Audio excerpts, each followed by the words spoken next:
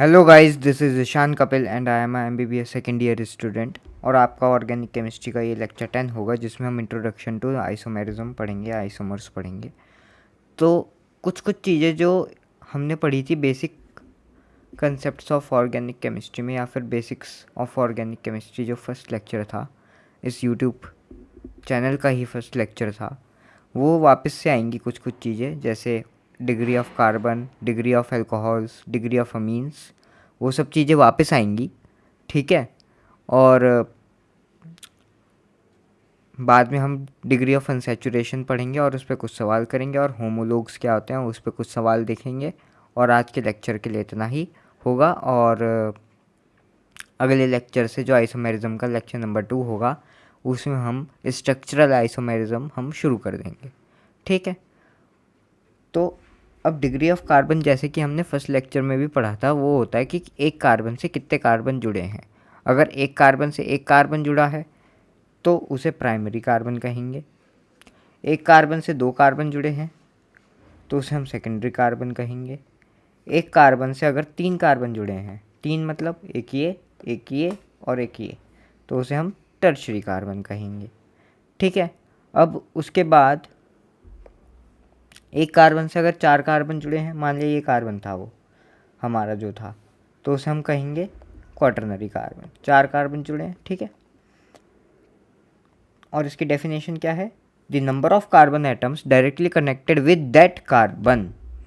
मतलब जो कार्बन हम देख रहे हैं, उस कार्बन से कितने कार्बन एटम्स अटैच्ड हैं, उसे डिग्री ऑफ कार्बन कहेंगे। इस पे हमने फर्स्ट लेक्चर में बहुत सारे सवाल भी करे थे, तो इस पे वापस से सवाल करने का कोई मतलब नहीं लगता मुझे। और हमने बहुत सारे प्राइमरी सेकेंडरी हाइड्रोजन या टर्शरी हाइड्रोजन भी निकालनी थी फर्स्ट लेक्चर में, ठीक है। क्या था, जैसे एक बार अगर मैं एग्जांपल करके दिखाई दूं, तो CH3, CH2, CH, CH3, CH2, CH3, ठीक है। तो ये वाला कार्बन क्या है? ये प्राइमरी कार्बन है, ये सेकेंडरी कार्बन है, ये टर्शरी कार्बन है ना। ये प्राइमरी कार्बन है, ये सेकेंडरी कार्बन है, ये फिर से प्राइमरी कार्बन है, ठीक है। तो प्राइमरी कार्बन कितने हैं? Primary carbon 1 2 3, three primary carbon है। प्राइमरी हाइड्रोजन कितनी होंगी? प्राइमरी हाइड्रोजन है 9, ठीक है, क्योंकि एक एक प्राइमरी कार्बन पे हमेशा 3 प्राइमरी हाइड्रोजन लगती हैं, ठीक है। ये सब हमने आपको बताया था। फिर उसके बाद अगर हम सेकेंडरी कार्बन देखें, तो सेकेंडरी कार्बन कितने हैं? 1 2, 2 सेकेंडरी कार्बन है। और सेकेंडरी हाइड्रोजन कितनी है होंगी फिर? 2 2 4। अब ये भी बताया था कि सेकेंडरी कार्बन पे हमेशा 2 हाइड्रोजन लगती हैं। और टर्शरी कार्बन कितने हैं? वो 1 है। और टर्शरी हाइड्रोजन कितनी होंगी? वो भी 1 ही होगी। और क्वाटरनरी कार्बन इसमें 0 हैं। और क्वाटरनरी हाइड्रोजन कुछ होता है क्या? ये मैंने फर्स्ट लेक्चर में भी क्वेश्चन पूछा था। तो क्वाटरनरी हाइड्रोजन कुछ नहीं होता, हो ही नहीं सकता। क्यों नहीं हो सकता? क्योंकि अगर ये कार्बन है, ये कार्बन, ये कार्बन है, और ये बीच वाले कार्बन पर अगर 4 कार्बन लग गई, तो इसका तो पूरा का पूरा वैलेंसी ख़त्म हो गई, 4 की 4 भर गई। एक्साइटेड स्टेट में होता है हमेशा कार्बन जब भी रिएक्शन करता है। वैसे अगर इसकी पूरी, अगर हम इलेक्ट्रॉनिक कॉन्फ़िगरेशन देखें कार्बन की, तो वो क्या होती है? 1s2, 2s2, 2p2, ये होती है ना। 2p2 में 2px में 1 होता है, और 2py में 1 होता है। और 2pz जो होता है, 2pz वाला, उस पर 0 होता है। ये z है, ठीक है। 2pz में 0 इलेक्ट्रॉन होता है। बट जब एक्साइटेड स्टेट में चला जाता है तो 1s2 होती है, 2s1 होती है, 2px1 होती है, 2py1 होती है, और 2pz1 हो जाती है, जिसकी वजह से 4 बॉन्ड्स बना पाता है कार्बन, ठीक है। डीजेनरेट वो हो जाते हैं सारे के सारे ऑर्बिटल्स, इसे ही हाइब्रिडाइजेशन कहते हैं, ठीक है। तभी तो sp1 sp मतलब sp sp2, ये सारी हाइब्रिडाइजेशन आती है sp3। sp3 का मतलब क्या होता है, एक s और 3 p ऑर्बिटल्स। p वाले कौन से, x y और z, ठीक है, ये सब होता है। चलो इलेक्ट्रॉनिक कॉन्फ़िगरेशन का भी थोड़ा सा मैंने आपको बता दिया इस लेक्चर में। अब अगर हम आगे चलें तो degree of alcohol, the degree of carbon eight which OH group is present. मतलब मान लिया ये है और ये टर्शरी कार्बन है, ठीक है, ये वाला बीच वाला, ये वाला, और इस पे ही अल्कोहल लग गई, ठीक है। तो ये अल्कोहल कौन सी हुई, ये अल्कोहल हुई, ये कौन सा था, ये टर्शरी था, तो ये हुई टर्शरी OH। और अगर यहाँ OH लग जाता तो ये हो जाती प्राइमरी OH, ठीक है। और अगर यहाँ लग जाती OH तो ये कार्बन क्या था, ये कार्बन था सेकेंडरी कार्बन, और ये क्या हो जाती फिर सेकेंडरी OH हो जाती, ठीक है। समझ में आया। चलो अब फिनॉल्स का केस क्या होता है। फिनॉल्स में जब भी बेंजीन के ऊपर OH लगता है तो उसमें ना हम उसे फिनॉल कहते हैं। उसमें ऐसे कोई हम ये नहीं कहते कि इसकी डिग्री ये है।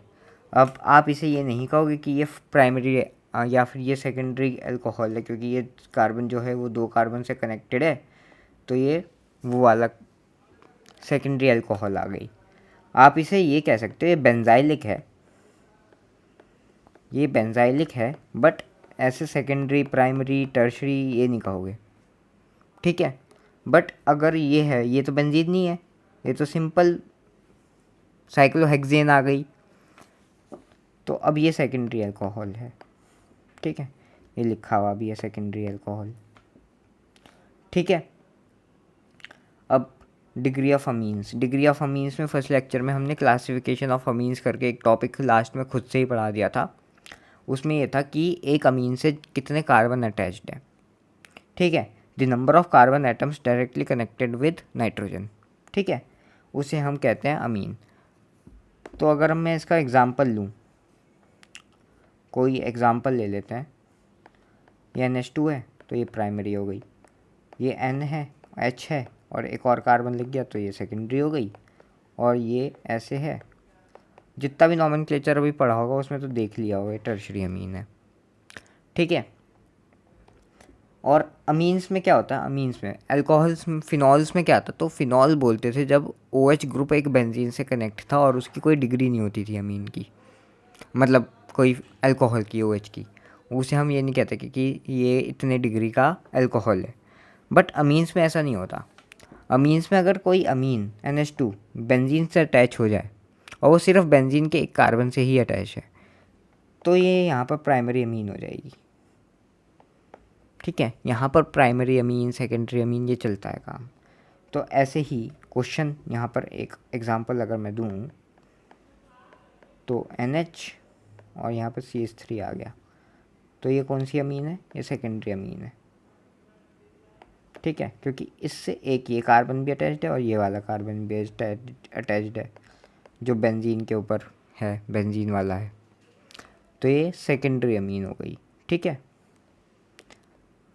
अब डिग्री ऑफ अनसैचुरेशन क्या होता है, डिग्री ऑफ अनसैचुरेशन यानी DU, दिल्ली यूनिवर्सिटी नहीं, ठीक है, DU, ठीक है। इंडेक्स ऑफ हाइड्रोजन डेफिशिएंसी इसे ये भी कहते हैं, या फिर अनसैचुरेशन इंडेक्स, और इसे डबल बॉन्ड इक्विवेलेंट भी कहते हैं, ठीक है। अब डिग्री ऑफ अनसैचुरेशन या फिर इंडेक्स ऑफ हाइड्रोजन डेफिशिएंसी मतलब नाम से ही समझ में आ रहा होगा कि कितने हाइड्रोजन मॉलिक्यूल्स चाहिए होंगे, H2 चाहिए होंगे कि किसी एक डबल बॉन्ड को तोड़ दें या फिर एक रिंग को तोड़ दें। मतलब जैसे ये एक डबल बॉन्ड है तो इसे तोड़ने के लिए H2 चाहिए होगा, यहाँ पर भी एक H लगाना होगा, यहाँ पर भी एक H लगाना होगा, तभी तो ये ऐसे हो जाएगा, ठीक है। तो यहाँ पर कितना लगा, एक मॉलिक्यूल लगा, एक H2 का पूरा एक मॉलिक्यूल लग गया। मॉलिक्यूल बोल रहा हूँ, एटम नहीं बोल रहा हूँ, ठीक है, मॉलिक्यूल लगा है पूरा एक। तो इससे क्या समझ में आता है कि एक डबल बॉन्ड की डिग्री ऑफ अनसैचुरेशन 1 है, ठीक है। और यहाँ पर डेफिनेशन भी लिखी है, the number of hydrogen molecules required to convert a molecule या फिर molecules of multiple bond into saturated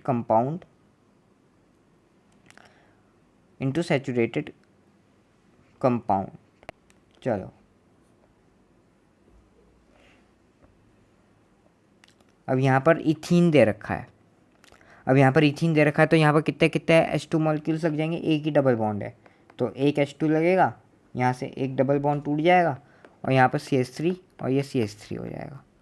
यहाँ पर कितने लगेंगे, एक ये लगेगा एक ये लगेगा, तो 2 H2 लगेंगे, तो क्या हो जाएगा यहाँ पर पेंटीन बन जाएगा, ठीक है। तो यहाँ पर लिखा हुआ भी है, एक पाई बॉन्ड की DU1 होती है और एक रिंग की भी DU1 होती है। कैसे, यहाँ से अगर तोड़ेंगे तो एक H यहाँ पर जाएगा, एक H यहाँ पर जाएगा, तो एक H2 मॉलिक्यूल लगेगा, जिसकी वजह से क्या बन जाएगी, ये हेक्सेन बन जाएगा सिंपल। ये यहाँ पर तोड़ दिया तो यहाँ पर भी एक H2 मॉलिक्यूल लग गया, H2O नहीं सॉरी H2, ठीक है। तो ये क्या बन जाएगा, पेंटेन बन जाएगा ऐसे। अब यहाँ पर क्वेश्चन आ जाते हैं कि फाइंड DU का मतलब है कि कितनी पाई बॉन्ड्स हैं और कितने रिंग को तोड़ने के लिए वो लगेंगे। तो सबसे पहले पाई बॉन्ड्स गिन लो, कितने पाई बॉन्ड्स हैं यहाँ पर, 1 2 3 4 पाई बॉन्ड्स हैं और कितनी रिंग है, 1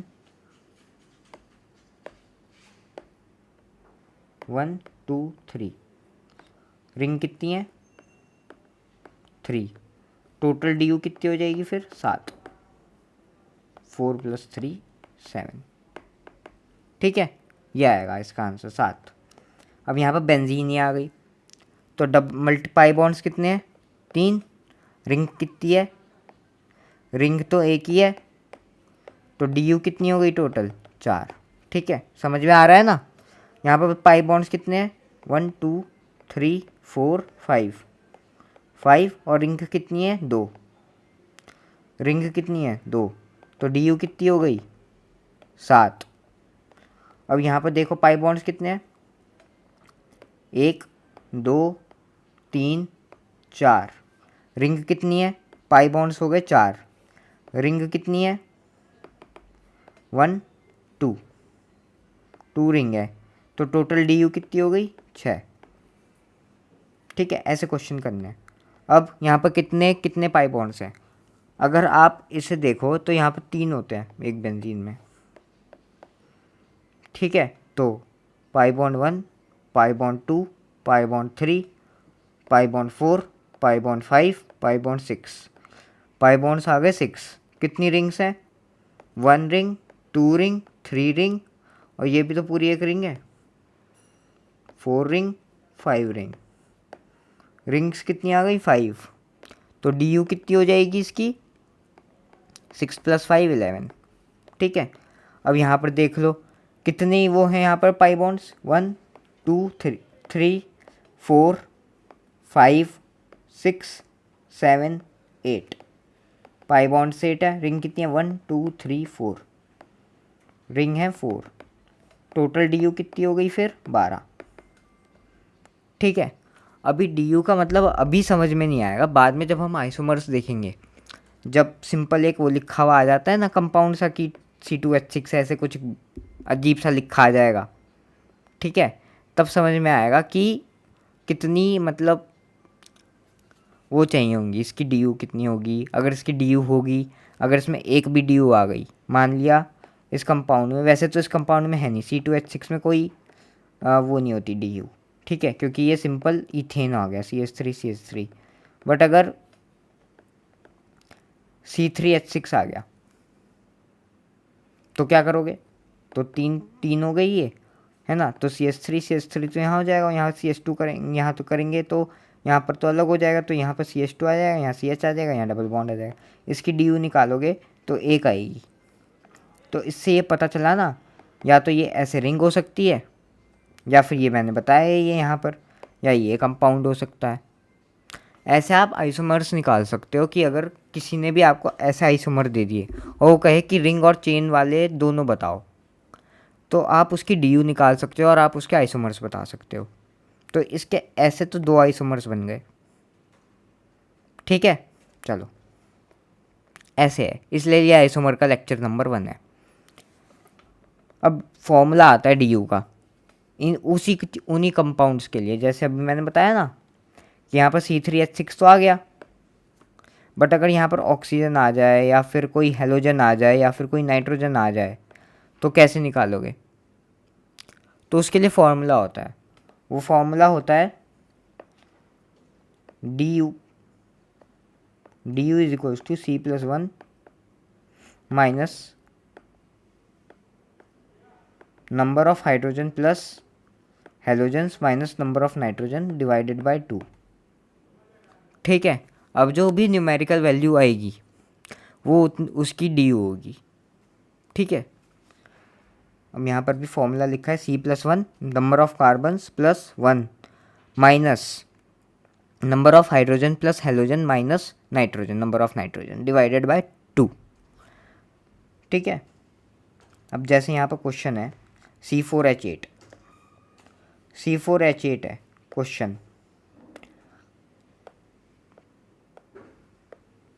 तो कैसे होगा? डी के फॉर्मूला से ही करते हैं। डी का फॉर्मूला क्या है? C+1 minus number of hydrogen plus x minus n by divided by 2, ठीक है। C+1 मतलब 4 कार्बन है, +1 कर दो, माइनस हाइड्रोजन कितनी 8 प्लस हेलोजन कितने 0, नाइट्रोजन कितने माइनस के 0 डिवाइडेड बाय 2, 5 माइनस 4 कितना 1, तो ये क्या बनेगा? या तो ये बनेगा, ये 4 का बीच में आ जाएगा, एक ये बन सकता है, एक ये बन सकता है, ठीक है। या फिर ये बन सकता है,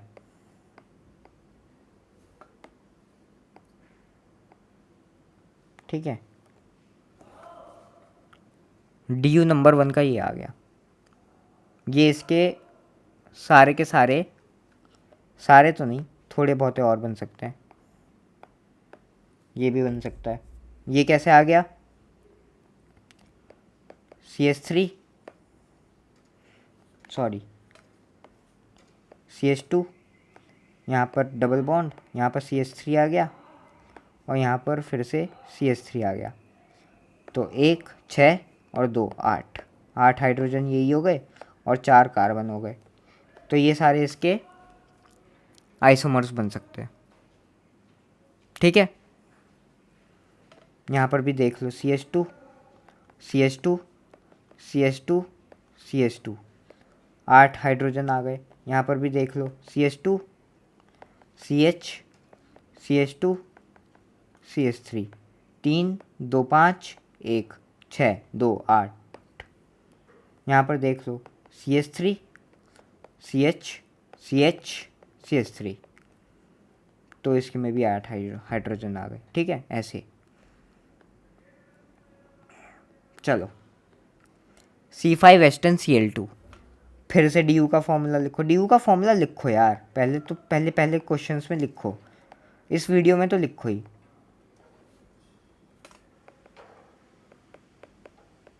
इस एटलीस्ट याद हो जाएगा, जिससे नेक्स्ट वीडियो में आपको प्रॉब्लम नहीं आएगी, ठीक है। तो यहाँ पर कार्बन कितने आ गए? 5 + 1, ठीक है। और फिर माइनस कर दो कितने को? हाइड्रोजन कितने हैं? 10 माइनस प्लस कितने हैं? हेलोजन कितने हैं? 2 Cl2 2 माइनस नाइट्रोजन तो है ही नहीं, 0 डिवाइडेड बाय 2, तो 6 माइनस यहाँ पर भी 6 ही आएगा, तो 0, कोई डी नहीं है यहाँ पर, ठीक है। तो यहाँ पर मतलब 5 कार्बन खींचो, यहाँ Cl2 लगा दो, यहाँ Cl लगा दो, 5 कार्बन ऐसे खींचो, यहाँ Cl लगा दो, यहाँ Cl लगा दो, 5 कार्बन ऐसे खींचो, यहाँ Cl यहाँ Cl, ठीक है। 5 कार्बन पहले ऐसे खींचो, यहाँ Cl दोनों पे, यहाँ 5 कार्बन फिर लगा दो, यहाँ Cl यहाँ Cl, ये तो इसके वैसे आइसोमर्स हो गए जिसमें 5 वाली चेन है। और अगर वैसे देखोगे तो यहाँ पर Cl, यहाँ Cl, ठीक है, यहाँ Cl आ जाएगा और यहीं पर Cl एक और लगा दिया। ऐसे इतने सारे आइसोमर्स बनते जाएंगे। ये हम सारी आइसोमर्स में देखेंगे। चेन कम होती जाएगी, चेन बढ़ जाएगी, ठीक है। अब यहाँ पर फिर से डी यू का फॉर्मूला लिखो। D U is equals to C+1 minus hydrogen plus halogen minus nitrogen divided by 2, ठीक है। C कितना है? 3+1 माइनस का हाइड्रोजन 6 प्लस का हेलोजन कुछ नहीं है, माइनस का 0। यहाँ पे ये याद रखना कि ऑक्सीजन को नहीं लेते इस फॉर्मूले में। डी यू के फॉर्मूले में हम ऑक्सीजन को नहीं लेते, हेलोजन और नाइट्रोजन को ही लेते हैं और हाइड्रोजन्स को लेते हैं, ठीक है, याद रखना ही। तो 4 - 3 इज इक्वल्स टू 1। एक डी यू है इसमें। अब वो कैसे हो सकती है? वो या तो ऐसे भी हो सकती है, ऐसे भी हो सकती है, या फिर वो ऐसे भी हो सकती है,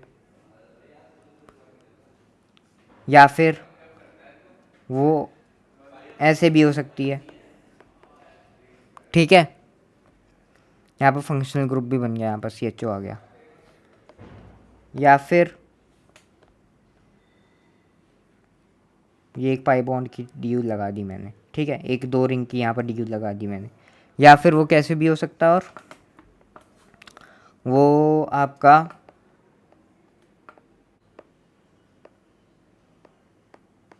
ऐसे भी हो सकता है, ऐसे भी हो सकता है, ठीक है। चलो आगे। अब यहाँ पे चार्ज्ड स्पीशीज़ आ गई। तो चार्ज्ड स्पीशीज़ में क्या करोगे आप? चार्ज्ड स्पीशीज़ में क्या करोगे आप? चार्ज्ड स्पीशीज़ में कुछ नहीं करना है, वैसे ही डी यू का फॉर्मूला लिखना है। C+1 माइनस का hydrogen plus x minus n/2, ठीक है। C कितने हैं? 1 + 1 माइनस हाइड्रोजन कितना है? 1 डिवाइडेड बाय 2, 2 - 1/2, 1.5। तो इससे क्या पता चला? इससे ये पता चला जो भी चार्ज्ड स्पीशीज़ होती हैं, है ना, चार्ज्ड स्पीशीज़ के जो भी डी यू आएगी, अगर डी यू होगी, charged species has D U in fraction, ठीक है। और जो न्यूट्रल स्पीशीज़ होंगी, neutral species has D U as a whole number, ठीक है। ये इम्पॉर्टेंट है।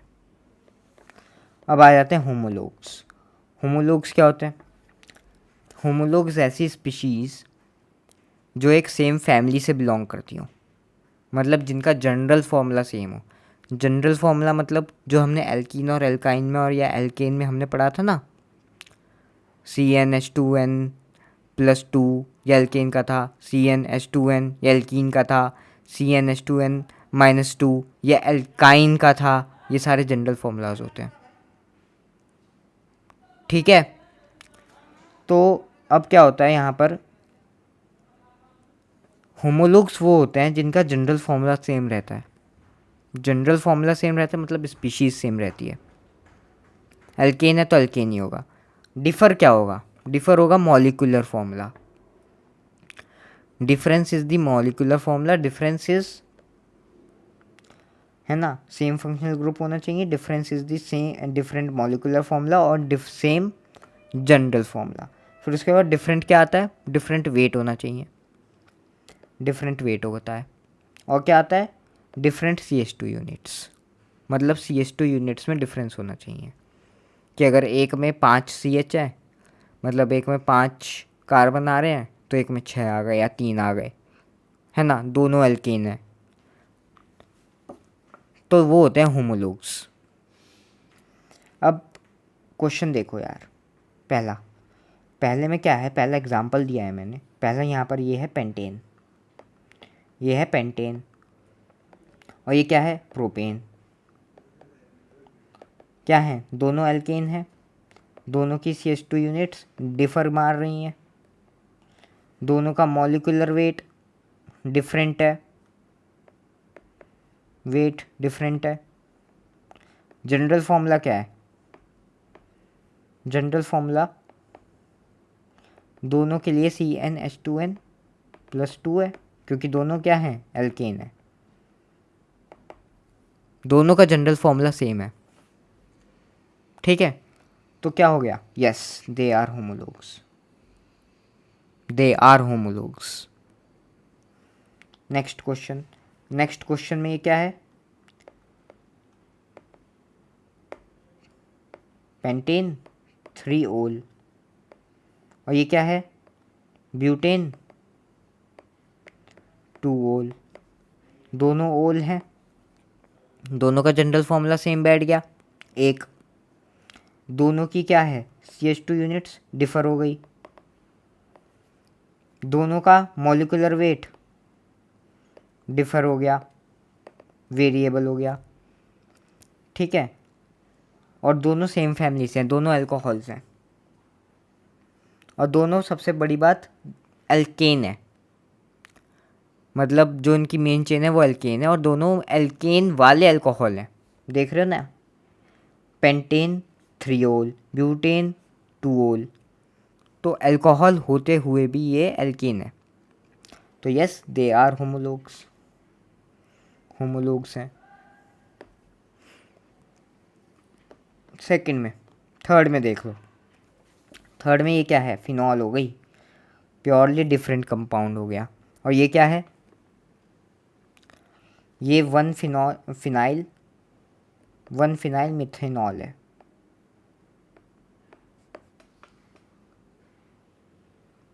समझ में आया। ये मत कह देना कि सर ये यहाँ पर ये एक CH2 का डिफरेंस आ गया है और यहाँ पर नहीं है, नहीं, ये मिथेनॉल है और ये प्योरली फिनॉल आ गई, समझे। तो they are not homologues, they are not homologues, ठीक है। चलो आगे, अब डिग्री ऑफ अमीन निकालनी है, फाइंड डिग्री ऑफ अमीन। तो पहली डिग्री ऑफ अमीन इसकी देख लेते हैं, ये टर्शरी है, ये सेकेंडरी है, ये प्राइमरी है। चलो हो गया। अब DU निकालनी है, इस बार नाइट्रोजन भी है क्वेश्चन में। तो DU क्या होगी इसकी, C+1 माइनस का hydrogen plus X-N divided by 2, यही फॉर्मूला होता है। कार्बन कितने हैं, 5, प्लस 1 6, माइनस हाइड्रोजन 5 है, माइनस का प्लस का X लिखते हैं जो कि 0 है, -1 डिवाइडेड बाय 2, 6 माइनस का 4 डिवाइडेड बाय 2, 6 माइनस 2 4, ठीक है। चलो 4 आ गई। और अब यहाँ पर कितनी होंगी, DU, 1 DU 2 DU 3 DU 4 DU, 4 DU हैं, ठीक है। अब होमोलोगस हैं कि नहीं है, नहीं है, नो। क्यों नहीं है, इससे देख के पता चल रहा है, ये एल्केन है, ये एल्केन है, ये एल्कीन है। भले ही दोनों ईथर हैं, दोनों ईथर हैं, है ना। और यहाँ पर CH2 का भी फ़र्क आ रहा है, एक CH3 का, 1 2 3 1 2 3 4 5, 2 CH2 का फ़र्क आ रहा है, 2 CH2 का फ़र्क है। बट यहाँ पर इसका जो वो है, एल्कीन हो गई और एल्केन हो गया, यहाँ पर इसका मेन जो चीज़ है वही डिफ़र हो गया, ठीक है। तो ये नहीं है। चलो अब डिग्री ऑफ अमीन फिर से निकालनी है, 3 क्वेश्चन है और लेक्चर ख़त्म हो जाएगा। तो पहली क्या है, ये तो टर्शरी है, टर्शरी, प्राइमरी और ये सेकेंडरी। चलो इसकी डी यू निकाल लेते हैं। तो इसकी डी यू अगर हम निकालें तो एक तो ये होगी,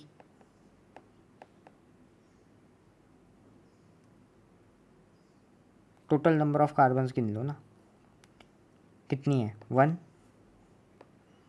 यहाँ पर H2 लगा होगा, यहाँ पर भी H2 लगा होगा, यहाँ पर भी H2 लगा होगा, यहाँ पर भी H2 लगा होगा, यहाँ पर H लगा होगा। ठीक है, तो निकाल लो अब कितने कार्बन्स हैं। C+1 माइनस का hydrogen plus X minus N divided by 2। Carbons कितने हैं 1 2 3 4 5 6।